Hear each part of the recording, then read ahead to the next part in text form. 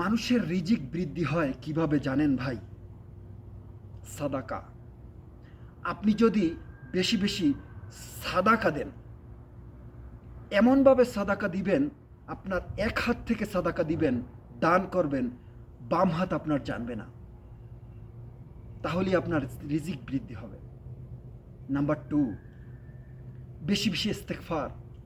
আপনি কত অজানা জানা শয়তানের ধোকায় পড়ে গুনাহ করেছেন, আপনি বেশি বেশি ইস্তেগফার পড়বেন, আড়ালে বসে ইস্তেগফার পড়বেন, কাজ চলতেছে আপনার মুখ থেকে ইস্তেগফার বের হতে থাকবে, আপনার রিজিক আল্লাহ তাআলা বৃদ্ধি করে দিবে।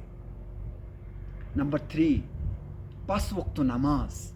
প্রিয় ভাই, 5টা ওয়াক্ত নামাজ তো আমাদের পড়তেই হবে, এটা তো ফরজ। 5টা ওয়াক্ত নামাজ আপনি জামাতের সহিত পড়ার চেষ্টা করুন, দেখবেন আপনার রিজিক ম্যাজিকের মতো বৃদ্ধি হতে শুরু করবে। নাম্বার 4, মানুষের ভালো চাইবেন।